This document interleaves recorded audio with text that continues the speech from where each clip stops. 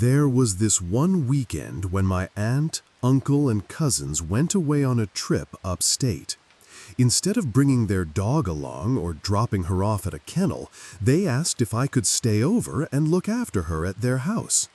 I jumped at the chance, not just because they promised to pay me, but because, frankly, they're rich. And their house, it's incredible. Spacious, luxurious, and filled with all kinds of cool stuff to do. Their dog, a tiny Havanese named Luna, wasn't any trouble either. I was actually glad to be watching her. She was quiet, gentle, and barely needed anything. Just a couple feedings a day and being let out into the backyard now and then. That was it. What made it even easier was how she always stayed close by. Wherever I went in the house, Luna followed, like a shadow that never made a sound. If I was lounging in their massive living room, stretched out on the couch watching TV, she'd be curled up silently on the floor right in the center of the room. If I headed down into their finished basement to play video games, she'd trot softly after me and lie down nearby, barely moving, just keeping me company, like she always had. It felt like she just wanted to be near someone, anyone. And honestly, I didn't mind the quiet companionship at all. At least, not at first. While I was down in the basement, completely absorbed in a game, something small but unsettling happened. Luna, who had been resting quietly on the floor like she always did, suddenly lifted her head. Her ears perked and her dark eyes locked onto the far side of the room. She was staring straight toward the boiler room. I'd had a dog before, so I knew this wasn't exactly unusual. Dogs pick up on things humans don't all the time. Tiny sounds, vibrations, maybe even distant footsteps. Still, something about the way she stared, so intently, so motionlessly, made my fingers stop on the controller. The screen continued flashing in front of me, but I didn't press a single button. I turned my head and followed her gaze. The boiler room door sat at the back corner of the basement, closed, shadowed, and oddly still. There was nothing to see, nothing to hear, just that heavy silence pressing down on everything. I wasn't about to get up and check it out, not a chance. So, after a few seconds of watching and listening, I unpaused the game and tried to refocus. But that familiar comfort I'd had playing just moments earlier was gone. There was a weight in the room now, like the air had cooled slightly, thickened. My focus wavered, my back felt tense. My ears tuned in to every faint creak and shift in the house above. Luna eventually laid her head back down, and for a moment I felt a little silly. It was probably nothing, just the house settling or the boiler kicking in. But then she lifted her head again, slowly. This time, her body seemed a little stiffer. She stared toward the boiler room once more, ears still, eyes fixed. That was it for me. Even though some rational part of me kept whispering that everything was fine, I couldn't shake the tension crawling up my spine. I turned off the console, snapped off the TV, and practically sprinted up the stairs, my heart beating faster than it should have been. I only stopped to make sure Luna was following, which, of course, she was, her little paws clicking lightly on the steps behind me. Once she was through the basement door, I slammed it shut behind us and took a breath. There was another gaming room on the main floor, and I figured I'd just go hang out there instead. It was nice. Big screen, comfy chairs, great sound system. The only weird thing was how it was tucked away from the rest of the house. You had to walk through this narrow, dim hallway to get to it. For a moment, I hesitated at the start of the hall. It was just a hallway. But still, I found myself glancing over my shoulder just once before heading down it. Luna settled herself right at my feet once we were in the smaller gaming room. She curled up with a soft sigh, completely at ease, while I dove back into some games to distract myself from whatever weirdness had just gone down in the basement. Time passed quickly, and eventually it got late enough that I figured I should call it a night. I shut everything off, gave Luna a little scratch behind the ears, and headed back down the hall toward the room I'd be sleeping in. It was one of their guest bedrooms, but honestly, it was way nicer than my actual bedroom back home. Thick carpet, a queen-sized bed, high thread count sheets. The kind of room that made you feel like you were staying in a fancy hotel. I tossed on a pair of sweatpants and a white undershirt for pajamas, then slid under the covers, feeling that familiar end-of-the-day tiredness settle in. Of course, I wasn't about to fall asleep without watching a little TV first, just something to drown out the quiet.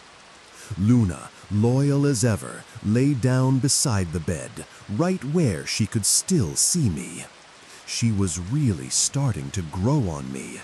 There was something incredibly comforting about how calm and affectionate she was, like she was always just there, not needing anything, not making a sound, just keeping me company. Eventually, my eyelids got heavy and I turned off the TV.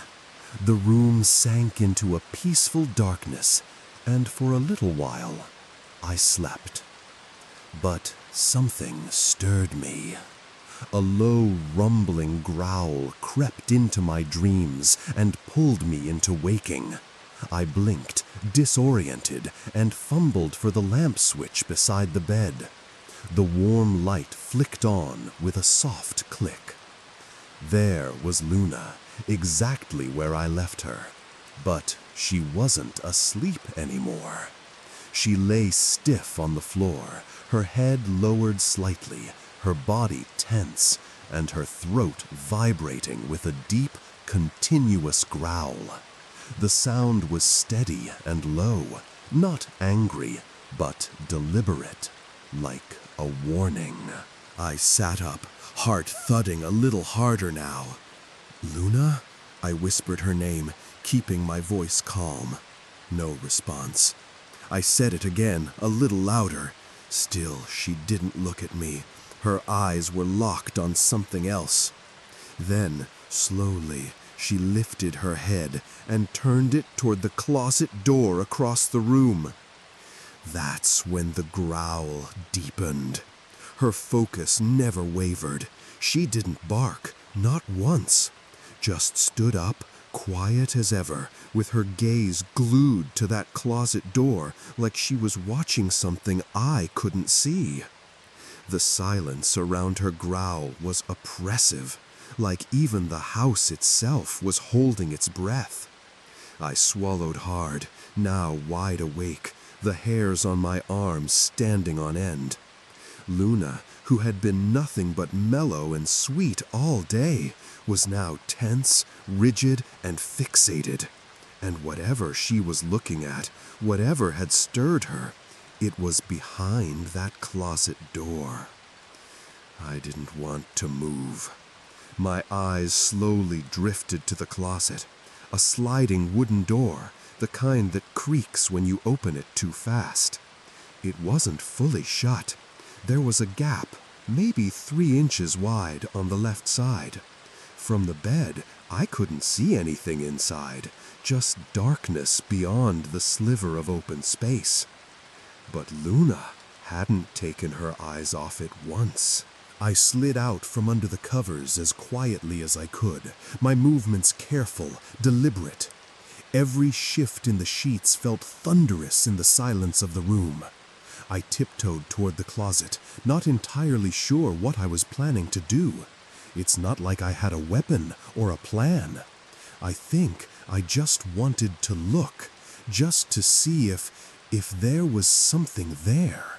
Maybe I'd hear breathing. Maybe I'd prove to myself it was nothing at all. But deep down, I already knew it wasn't nothing. When I got within 5 feet of the closet door, something shifted in my vision.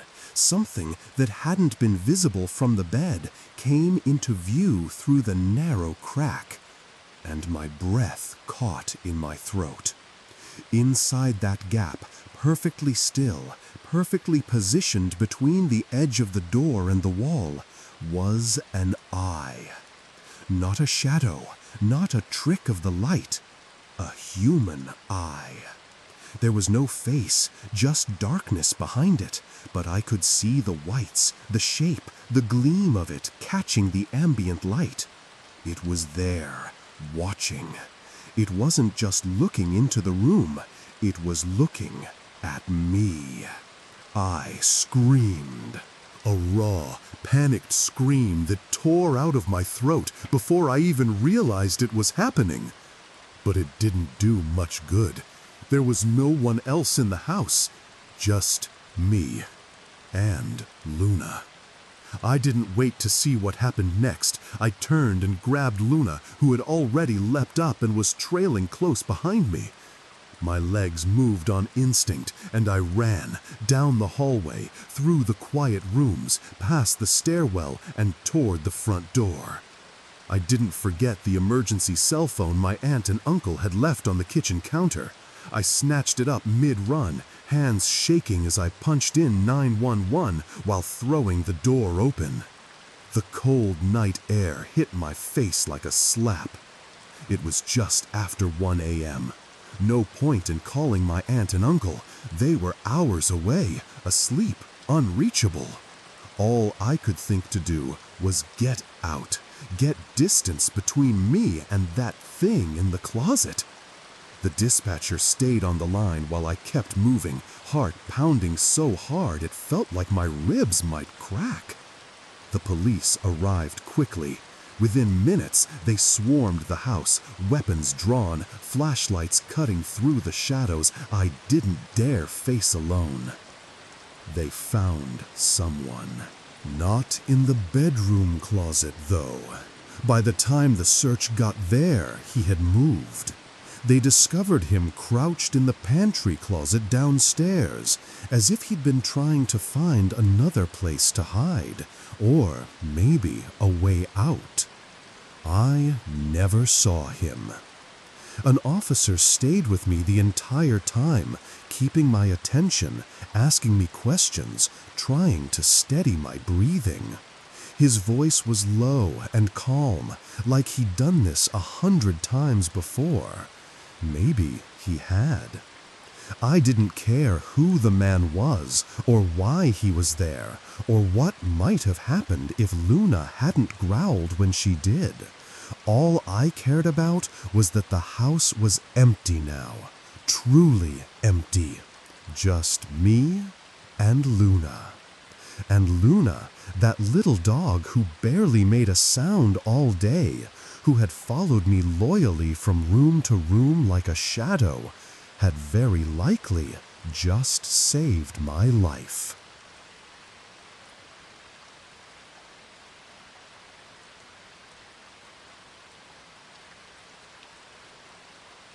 It was a bitter, bone-deep cold, one of those sharp December nights in the remote Vermont countryside where the wind seems to whisper through the trees like it's carrying secrets. I was alone in the house for the night, doing a favor for a friend by watching his dog, Chester. The house creaked around me in the stillness, the kind of silence only winter in the woods can bring. Despite how brutally cold it was outside, I couldn't just let Chester out into the yard. There aren't fences out here, not like in the suburbs, just endless woods stretching in every direction. If he darted off into the trees, he could disappear without a trace. That meant I had no choice. I'd have to walk him myself, out in the freezing dark. My friend had left behind this old, worn-out leash, dirty blue, frayed in places, and already tearing near the clasp. I clipped it onto Chester's collar anyway, not really thinking much of it. As soon as the metal rings clicked together, he surged forward with a jolt of excitement, nearly yanking my shoulder out of its socket. He was definitely going to be a handful. The second I stepped outside, the cold hit me like a slap to the face. It stole my breath for a moment and stiffened every muscle in my body. The air was dry and sharp, and the snow-covered dirt under my boots crunched with every step. I didn't want to be out here a second longer than necessary. To warm myself up, I jogged a little, letting Chester take the lead. He tugged me forward eagerly, tail wagging, until he suddenly skidded to a stop and turned his attention to one of the many tall skeletal trees lining the road. He lowered his nose and began to sniff at the base of the trunk, circling it once, twice. I figured this was it. He was finally going to do his business. But then, he froze. His body stiffened, his ears perked sharply, and his head lifted slowly to face the woods. He stared out into the black void between the trees, eyes wide and locked on something I couldn't see. And then, he barked. A deep, echoing bark that felt too loud for the stillness around us. It boomed through the forest, scattering invisible birds from the trees, sending chills crawling down my back. Without warning, Chester lunged, hard. He was barking like mad, jerking forward with every ounce of strength in his body, dragging me off balance as he tried to charge into the woods. I braced myself, digging my heels into the snow, gripping the leash with both hands. "Chester, stop!" I shouted through gritted teeth, straining to hold him back. But then I heard a snap. The leash gave way with a sudden jolt, breaking at the worn, frayed spot near the clasp. I stumbled backward as Chester took off, a blur of fur disappearing into the trees. "Chester!" I called after him, but it was useless. His barking grew fainter and fainter as he charged deeper into the forest, swallowed up by darkness and snow, until, eventually, I couldn't hear him at all. Just silence again, and that bitter, creeping cold. I sprinted into the woods after him, slipping over patches of snow and roots hidden beneath the powder. "Chester!" I yelled, my voice sharp and desperate as it cut through the cold night air. He had probably chased after a deer or some small animal. It was typical dog behavior, and not something he'd just ignore. But I knew, deep down, I wasn't going to catch up with him. Not out here. The only light I had came from the flashlight on my phone, and it barely pierced the suffocating blackness between the trees. The beam danced wildly with every step I took, illuminating branches, snow, and nothing else. If Chester didn't come back on his own, I wouldn't find him. Not in this darkness. Not in these woods. Eventually, I stopped running and just stood still. I could hear the crunch of my own breathing, see clouds of it fog the freezing air. My voice cracked as I repeatedly called his name. "Chester! Chester! Come on, buddy!" Then I heard footsteps. At first, I lit up with hope. They were close, maybe just behind one of the nearby trees, and my heart jumped with relief. "Chester?" I called out. But something was off.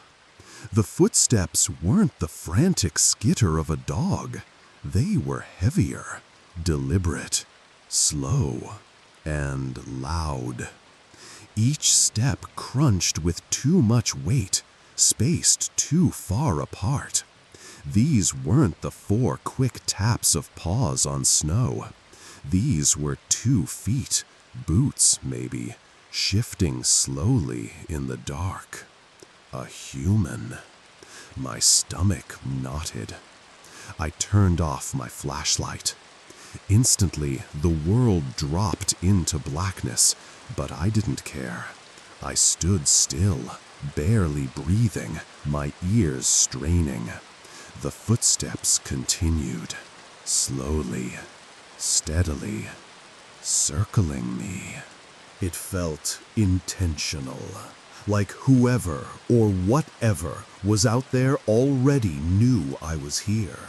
The only question was whether they had seen me. I turned my body slowly and began to tiptoe back the way I came, praying the snow wouldn't betray my every step. My heart hammered in my chest. I didn't dare breathe too loudly. Each footstep I took was calculated, cautious. I thought I was getting away. I was almost back to the road, maybe a few more yards to go. Then, the footsteps stopped. I don't remember if they gradually faded or just halted altogether. I only knew that I no longer heard them, and that silence was somehow worse. Feeling slightly safer, I eased up, letting my steps come faster. Still careful, but no longer creeping. That was when I saw it. Just ahead of me, half shrouded in the dark, was a shape, a figure. At first, I thought it was a tree, a trick of the shadows. But then I realized, no, it was too tall, too solid. And it wasn't a thing I was walking toward. It was someone, a person. A black silhouette facing away from me. Their back was broad, slightly hunched. A hood covered their head, making them almost faceless. I froze where I stood. My body locked up completely. Even my heartbeat seemed to pause. I clamped my hand over my mouth instinctively, terrified that even the sound of my breathing might give me away. But it was already too late. Whoever they were, they had definitely heard me. I knew it. I stood there in thick, painful silence for several seconds before I forced myself to speak. Excuse me," I called out, my voice barely above a whisper. "Have you seen a dog? He ran off. His name's Chester." Nothing. No movement. No answer. No shift of the shoulders or turn of the head. Just silence. The person didn't even flinch.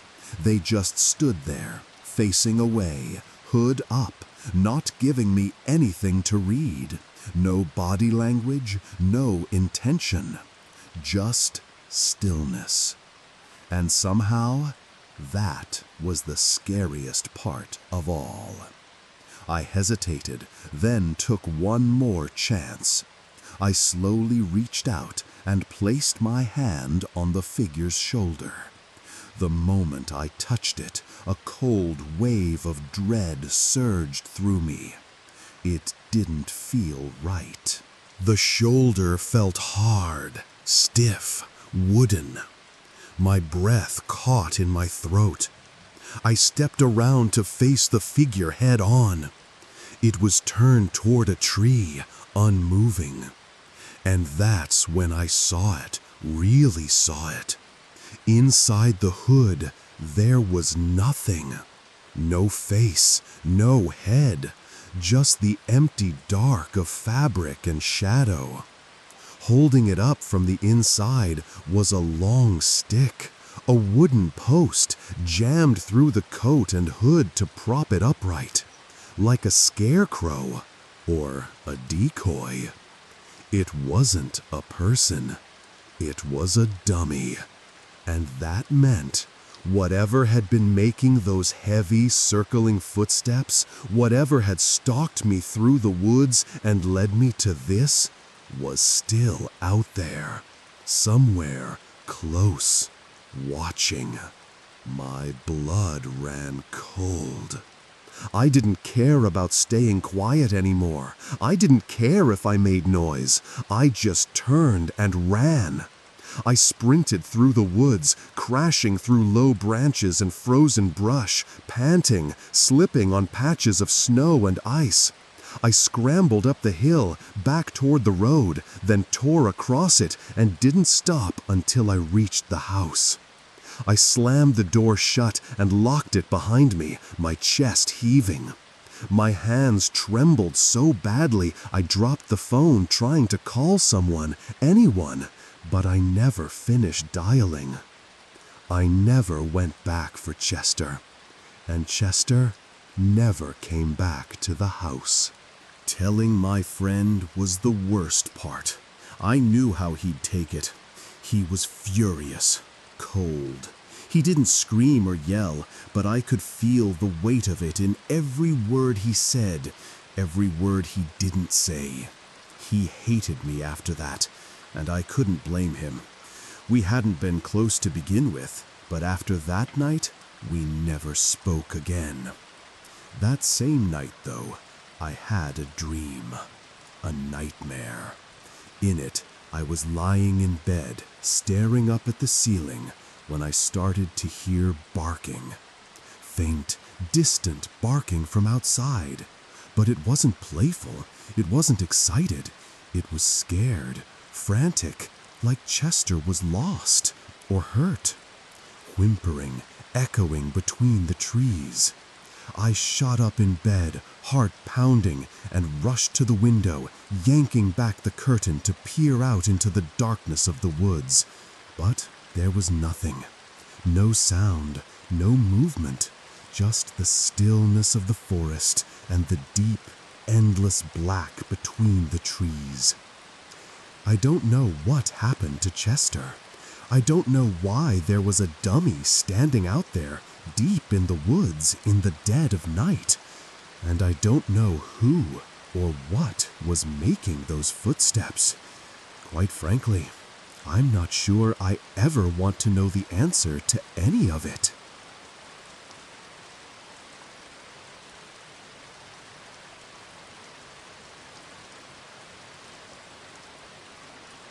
I was watching my neighbor's dog one night to make a little extra cash. Nothing major, just a quick favor. Still, I wasn't thrilled about it. My neighbor wasn't exactly a pleasant woman. She wasn't creepy in the traditional sense, no wild hair or glaring eyes, but she had this strange, distant energy. She was older, quiet, and kept to herself most of the time. The kind of person who made you lower your voice when you walked past their house without really knowing why. But what stood out most was how obsessed she was with her dog. Hazel was her entire world. So when she had to leave town, visiting family somewhere across the state, she practically begged me to watch the dog. I wasn't her first choice, that was obvious, but maybe I was her last resort. I agreed for the right price. She was thankful at first, then suddenly strict. She scolded me like I was an employee she didn't trust, barking orders about what to do and, more importantly, what not to do. I stood there nodding through the flood of instructions, trying to act like I was taking mental notes. The dog's name was Hazel. There was more pressure put on me than I expected, for watching a dog anyway. And it wasn't just the do's and don'ts. She also insisted I stay at her place during the night. I wasn't allowed to bring the dog next door to my own house, even though it would have been easier for both of us. I guess she didn't want Hazel sleeping somewhere unfamiliar. So I agreed. She had a spare bedroom for me upstairs. It was sparse. A single twin-sized bed tucked into the corner, a small desk pushed against the opposite wall. That was it. The air in the room smelled faintly of old wood and something sweet, almost like potpourri that had long since lost its scent. Hazel was a small, white, fluffy dog, some kind of toy breed, maybe a Bichon Frise, but I honestly couldn't say for sure. She looked like the kind of dog you'd see in a shampoo commercial. And she was loud, yappy, annoying. Every time I moved, she'd start up with that high-pitched bark, and it grated on my nerves immediately. I hated that dog. I officially started watching her around 5 p.m. and didn't do much after that. Just scrolled endlessly on my phone, lying on the twin bed, waiting for time to pass. I only fed Hazel once that night. No walks, no cuddles, just did the bare minimum to say I fulfilled my end of the deal. The only good part? It was just for one night, or so I thought. I had brought over my Xbox with every intention of killing time in front of her TV, only to find out it was practically a fossil. The thing didn't even have an HDMI port, just those old-school red, white, and yellow input jacks. No way to hook up anything remotely modern. Just my luck. So, instead, I spent most of the day lying around on that stiff twin bed, playing mobile games on my phone, trying to tune out Hazel's relentless barking. She yapped at every little thing I did, every movement, every breath. It was like she was wired to sound off the second I twitched a muscle. It never stopped. Out of sheer boredom and a little curiosity, I did some light snooping. Her bedroom door had been left cracked open, even though she'd explicitly told me not to go in there. Naturally, that made it impossible to resist. I stepped inside for a quick look. The room felt like a relic. Everything in it looked like it had been sitting untouched for decades. Antique furniture, faded wallpaper, heavy curtains that hadn't been opened in years. It smelled faintly of dust and perfume. Dead air. In the center of the room was a large rectangular rug with intricate patterns, deep reds, oranges, and browns woven into something that looked vaguely Indian or Middle Eastern. It was the only splash of color in the otherwise lifeless room. When night fell, I didn't try to push it. I went to bed early, around 9. I figured Hazel was off sleeping in the old woman's room. Fine by me. The less I had to deal with her, the better. I drifted off, but it didn't last. Sometime in the middle of the night, I was yanked out of sleep by Hazel's barking. It wasn't just yapping now, it was non-stop, rapid, sharp, urgent. "Shut up!" I shouted groggily into the dark. But something about the sound was different. It wasn't coming from the hallway or even the woman's room. It was muffled, distant, like it was coming from under the floor, from below. I sat up slowly, disoriented. I didn't know there was a basement in this house. The old woman never mentioned one. But the barking, though faint, was definitely coming from underneath somewhere. I followed the sound down the hallway, squinting in the dark, my body heavy with sleep. It led me, unexpectedly, to the woman's bedroom. I pushed the door open fully and stepped inside. And that's when I noticed it.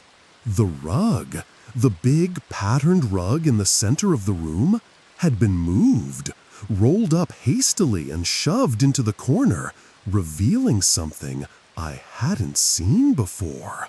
A door in the floor. A square wooden hatch that had been pulled open. And from that dark, gaping hole, Hazel's barking echoed up into the room, louder now, clearer, desperate. I stared down into the pitch-black opening. I couldn't see anything. Not a step, not a wall, just black. But Hazel was definitely down there, and she sounded terrified. I was scared shitless. No other way to put it. Hazel definitely hadn't opened that floor hatch herself, and the way she was barking, it wasn't playful or annoyed.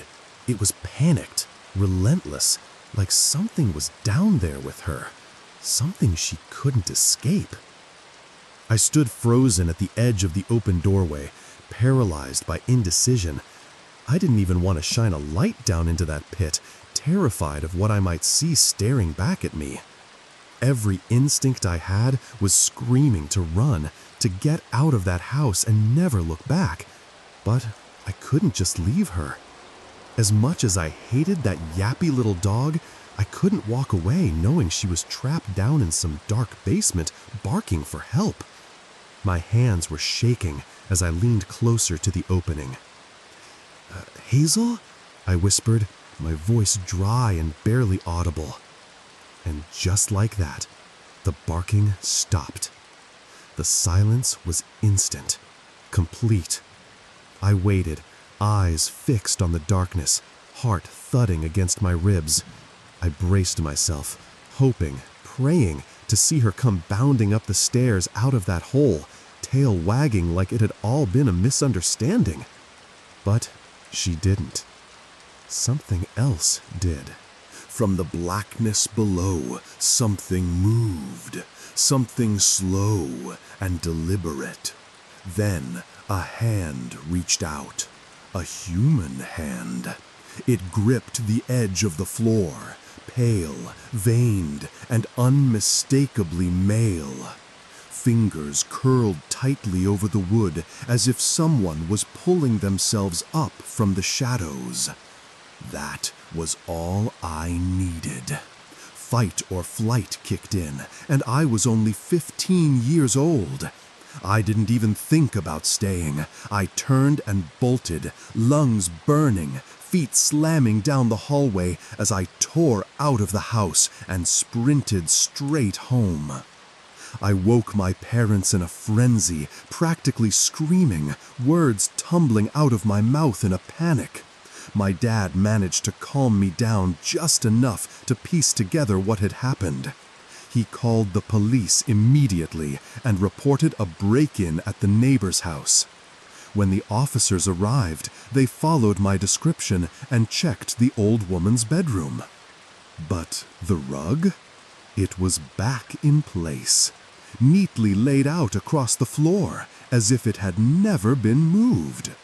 The hatch door was shut. Still, the police took it seriously and did a full inspection. Beneath the rug, they uncovered the hidden opening, just as I described. It led into a large crawl space beneath the house, cramped and cold, filled with old crates, rotting wooden beams, and strange objects scattered around.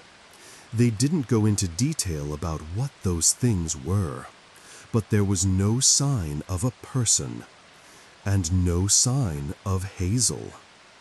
The next day, when the neighbor returned from her trip, my dad confronted her on my behalf. I couldn't face her, not after what I saw. According to him, she exploded into a full-blown meltdown. First yelling, then crying. She screamed something about demons making noises under her floor at night, raving like someone who'd been carrying a heavy secret for far too long. Then, without warning, she collapsed into sobs over Hazel, wailing that she was gone for good. Since that day, we've never spoken to her again.